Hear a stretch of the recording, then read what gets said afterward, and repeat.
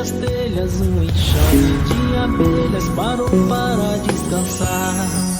Me deu vontade de contar como é que eu faço quando me bate um cansaço e eu paro pra aliviar. Tão diferente das abelhas pequeninas descansando lá em cima, eu prefiro aqui no chão, olhando o céu por entre as folhas que balançam, com o vento embalando a dança, me acalmando o coração. Aqui eu nunca me aborreço e nem me zango. O bioma dos curiangos é o nome desse lugar. A natureza não tem pressa e eu tampouco. Vejo as nativas do oco, flor em flor, polinizar. Forte de todos os tempos lá para o povo maia. Mas aí eu vou explicar para vocês, e vocês vão ver a lógica, porque que ele era considerado o mais forte dos deuses. Quando a gente vai lá no museu e começa a observar esses desenhos, todas essas esculturas deixadas, e a gente observa que na representação de Ramussim Cabe, quando ele está sentado nesse trono, e todos os elementos desse trono são elementos que a gente tem hoje presente na nossa criação racional de Abelha Sem Ferrão, a gente observa que realmente é uma herança deixada por eles, né? É uma herança secular. Então, nesse museu, eu tenho aí a representação de Ramussim Cabe. Ele está sentado aí no trono, e ele é o primeiro meliponicultor de todos os tempos. Olha que maravilha. Então, quem começou a meliponicultura? O deus Ramussim Cabe dos Maia. E ele era conhecido, os Maia diziam que ele se alimentava do vento exalado, pela pedra vermelha, gente, pelo própolis. Por que que ele era forte? Por que que ele era o rei das abelhas? Por que que ele era o Deus superior a todos? Porque ele se alimentava exalado, era exalado, do vento exalado pelo cerume e resinas. Aí, os maias chamavam, no códex está escrito que resina era pedra vermelha, né? Com a tradução que o professor Capas fez. Então, o uso da própolis é milenar, é primitivo. Nós temos que usar própolis todos os dias. E ele era forte, porque ele não adoecia. Quais eram as doenças principais do início da humanidade, né? Doenças que estavam relacionadas a micro-organismos. E o própolis é um excelente antibiótico natural, anti-inflamatório, todos nós sabemos. Por isso que ele era forte, né? E aí eu tenho a descrição do trono de Ramussim Cabe, né? Ele é o rei das abelhas. Então, quem é o rei das abelhas? Ramussim Cabe, deus maia. Ele está nessa parte B, é o melário. Melário é a melgueira, né? Chama-se até hoje na Yucatán de melário, a melgueira. Ele está sentado sobre a colônia, embaixo está a colônia. Depois eu vou descrever essa colônia como ela é de fato. Sentado sobre a colônia, a cadeira dele do trono fica assim, em cima da colônia, quer dizer que ele domina as abelhas. E os potes com todos os produtos das abelhas. Aí na letra D eu tenho um pote com mel, própolis, pólen, samburá, tudo aí, e Ramussim Cabe aspirando o própolis. É assim, gente, encantador. Atrás de mim aí tem uma foto, lá atrás, na minha esquerda, tem a foto da abelha rainha, a jaguar. Eu vou mostrar daqui a pouco no desenho. E do lado direito, uma foto da frente do rosto de Ramussim Cabe.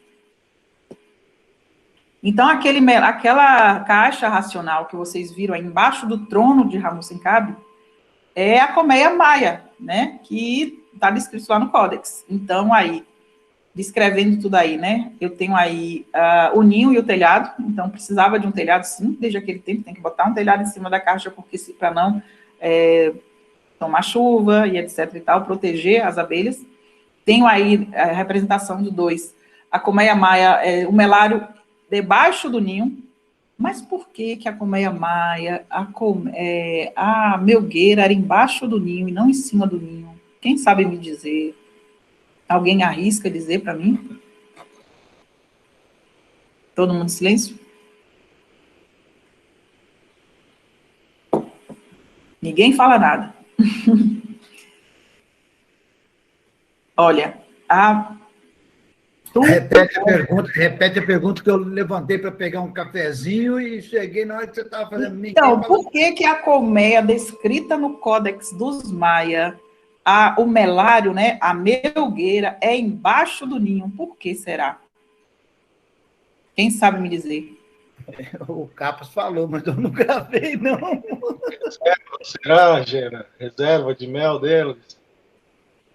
Então, tinham muitos inimigos naturais, não é isso?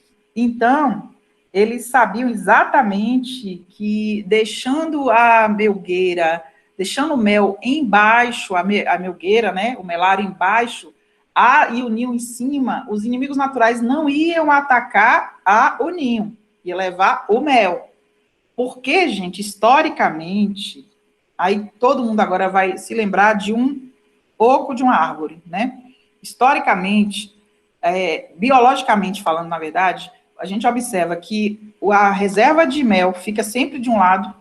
Se o tronco está na horizontal, o mel vai estar ou à direita ou à esquerda, né? E o ninho um pouco mais centralizado, mas o mel vai estar completamente separado do ninho, e em volta do ninho vai sempre ter potes de mel, pólen e própolis nas paredes da colmeia, ok? Então, por que esse mel sempre ficava reservado no canto? Porque era o mel para os inimigos naturais, as abelhas já sabiam disso, né? Então, caso precise, elas vão lá e usam. Mas o mel que fica na melgueira sempre foi para os inimigos naturais das abelhas, para os predadores e etc e tal. E os Maia também copiaram isso aí, botou embaixo, mas só que eles sabiam exatamente pelo calendário quando coletar o mel. Observe esse melário da figura 3 aí. Letra E significa que eles estão deixando, eles já tinham colhido o mel, deixou um pouco de mel ainda, letra D representa isso, letra D representa o mel e o pólen que está no ninho, e embaixo eles deixam um pouco de mel, um pouco de pólen, e letra E, o que é isso aí? Cerume dos potes de mel que já foi colhido, então eles deixam, eles sabem exatamente quando colher o mel, por causa do calendário, colhe o mel, deixa lá os resíduos o cerume resultante do mel, que foi espremido ali, naquela época era espremido mesmo, deixa um pouco para os inimigos naturais, e ainda, olha o que nós sabemos hoje, nós temos que deixar cerume para as abelhas, um pouco, aí as abelhas coletam, reconstrói tudo de novo, mas sempre deixava ali um pouquinho para os inimigos naturais, para que o ninho das abelhas fosse preservado. Com isso aí, lendo, caminhando lá pelo México, caminhando pelo Museu de Madrid, observando o Códex Maia, eu pude fazer algumas leituras. E aí, quando eu vou dar aula para vegano, por exemplo, hoje, né, que os veganos, eles estão... tem vegano radical que fala que não vai comer mel, porque mel é exploração de abelha, que nós somos exploradores de abelha. Mas quando assiste uma aula da Prof. Gena e que começa a perceber essa história primitiva e que a melgueira é uma reserva de mel que as abelhas deixam como oferta, aí eles não nos veem mais como exploradores. Vocês sabiam que as melgueiras, os melários, são ofertas que as abelhas deixam? Alguém já tinha ouvido falar dessa história? Eu já tinha ouvido, sim, inclusive, de que elas fazem isso para evitar, quando você... para criar... não ter a letargia nelas, né? Porque a reserva que elas deixam em volta é o suficiente para a sobrevivência delas, né? Exatamente, exatamente. É para o que está em volta do ninho, jamais devemos tirar. E aí, quando eu vejo esse povo de YouTube, de Instagram, os canais, recolhendo mel até do ninho, eu fico apavorada, misericórdia. Não se pode colher. As abelhas deixam, historicamente, biologicamente, mel na melgueira, como oferta para os inimigos naturais não atacarem o ninho. Por isso que elas têm também reserva de pólen e de mel em volta do ninho. E aí, é isso. Então, as abelhas são muito generosas com a gente. E os Maia contam essa história direitinho no Códex Maia de Madrid. E aí, ensina a gente, né? Mas hoje em dia a gente botou a melgueira em cima, mas a gente não tem tanto inimigo natural assim, coloca um pedestal, as abelhas ficam bem. Foi um aperfeiçoamento que nós temos na meliponicultura hoje, né? Se vocês perceberem aquela colmeia criada por seu Ailton Fontana e o Wilson Gussoni, a colmeia WF, que vocês já devem ter conhecer, vocês vão ver que o ninho é embaixo. E a jataí lota aquele ninho de mel, né? Parece que elas voltam lá à memória histórica e fica lotado. É a única, fora a caixa ímpar, eu só aconselho criar abelha em caixa ímpar, mas eu abro uma exceção para jataí ser criada em caixa WF para a produção de mel, se for o caso, porque realmente é uma excelente colmeia para se criar abelha, né?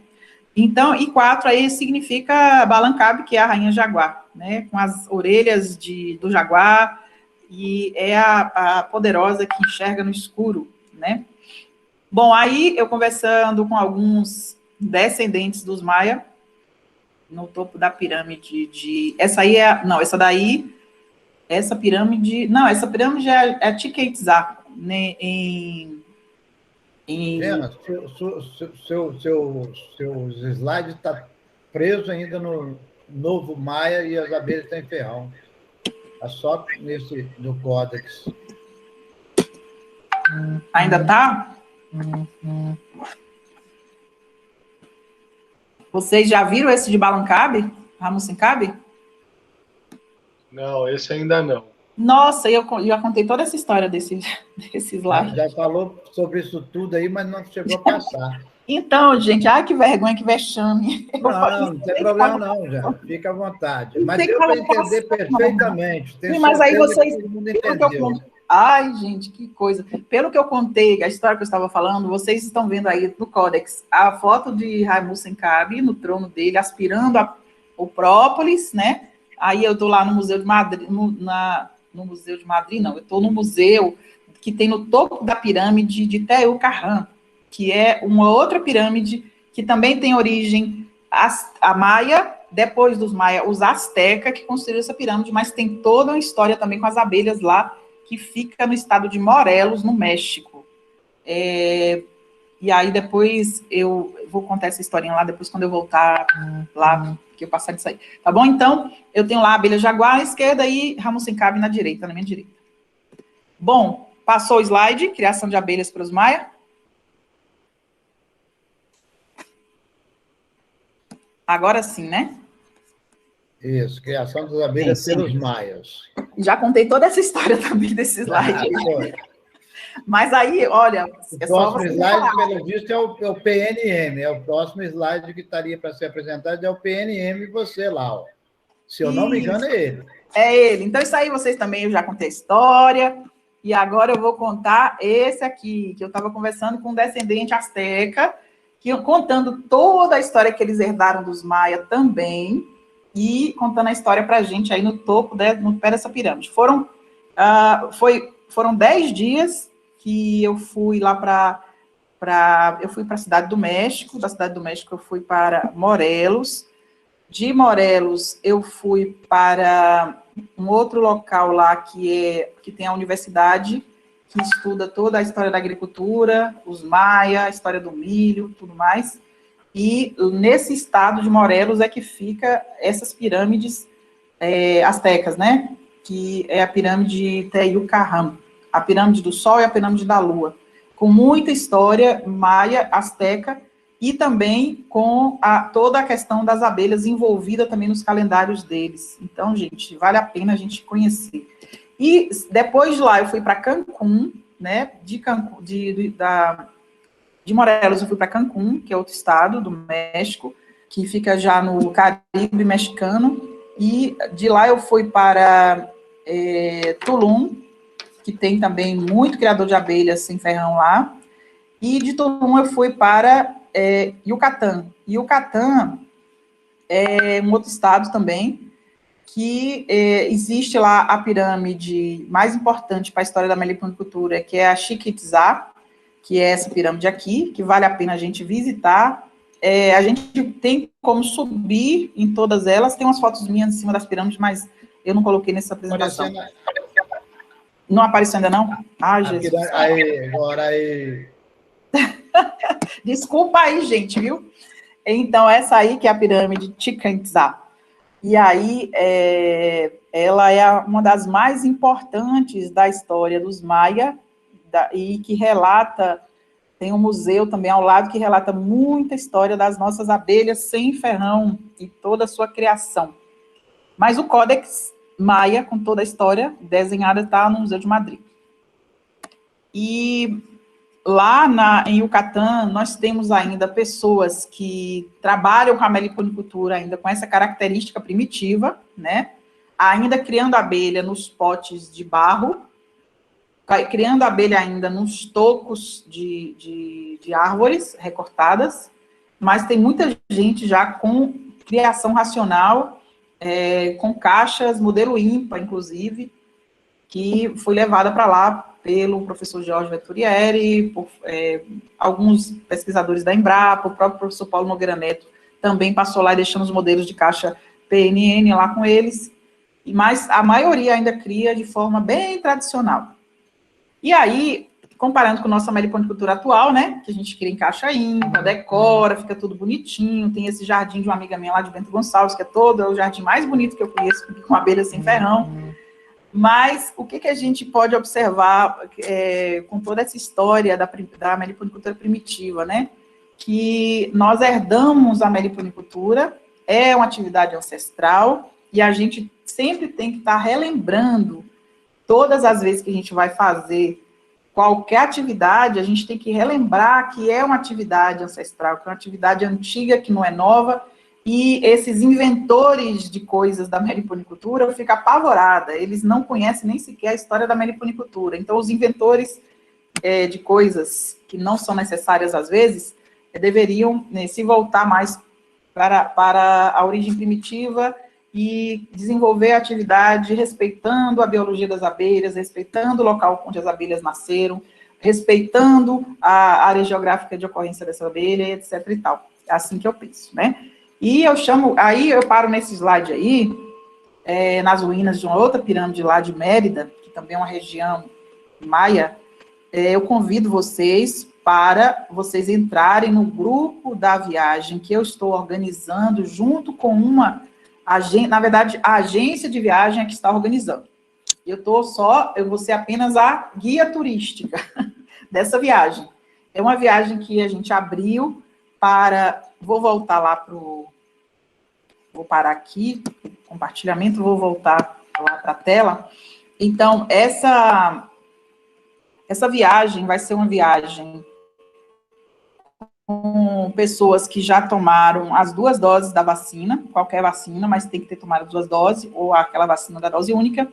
Ela vai ser no mês de novembro, vai pegar o feriado dos finados, né? E aí tem uma agência de viagem que está organizando, a agência Maxi Tour, e eu criei um grupo do WhatsApp dos interessados nessa viagem. A gente só vai poder viajar com 30 pessoas. Eu não consigo dar conta de mais de 30 pessoas em outro país, misericórdia, lá no México. Eu não dou conta, eu sei que todo mundo vai assinar um termo de responsabilidade e tal, mas quem quiser participar desse grupo, quem tiver interesse em viajar para o México em novembro, conhecer toda essa história da meliponicultura primitiva, depois pode passar o nome para a Dailton, vou dar a incumbência a Dailton de receber o nome dos interessados do Espírito Santo, e a Dailton vai fazer contato comigo e eu vou incluir no grupo. Lembrando que eu não tô organizando nada de financeiro, nada disso. Quem vai organizar é a agência de viagem. Eu só vou ser a guia turística, porque eu quero fazer essa viagem novamente e aí levar algumas pessoas que queiram conhecer essa história primitiva, tá? E aí, quem tiver interessado é só falar com a Dailton.